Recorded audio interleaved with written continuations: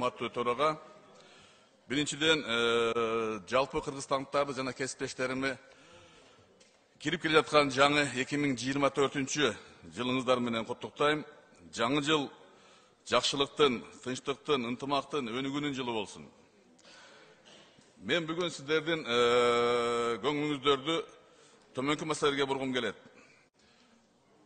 Быйылкы жыл билесиздер, ушул биздин улуу жазуучубуз Чыңгыз Айтматовдун 95 жылдыгы. Көп мамлекеттерде анын ушул юбилейлик иш-чаралар болду. Ошолордун бири 21-22 декабрда Түркия мамлекетинин Элазык шаарында улуу жазуучубуз Чыңгыз Айтматовдун 95 жылдыгына арналган иш-чара болуп өттү. Бул иш-чаранын алкагында Чыңгыз Айтматовго арналган эстелик жана парк ачылды. Иш-чара жогорку деңгээлде, мамлекеттик жогорку деңгээлде өткөрүлдү. Бул иш-чараны өткөргөндүгү үчүн жалпы Түрк мамлекетинин башчыларына, Элазык шаарынын мэриясына, губернаторуна ыраазычылык билдирип коюуга уруксат этиңиздер. Улуу жазуучубуз 2007 жылы бул шаарда болуп, ошол жердеги өзүнүн ушул анын чыгармачылыгын жакшы көргөн кишилер менен жолуккан экен.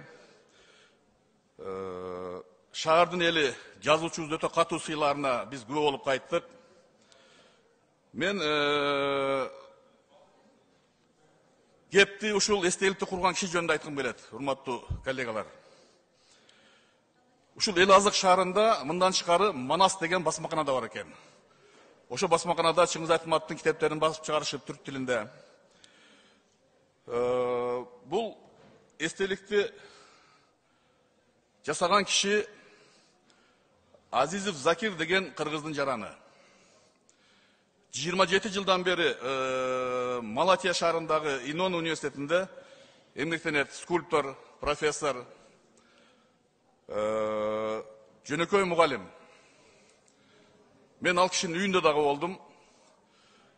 2009 жылдан баштап ушул эстеликке даярдык көрүп, өзүнүн эсебинен, өзүнүн жеке каражатына ушул эстеликти тургузуп,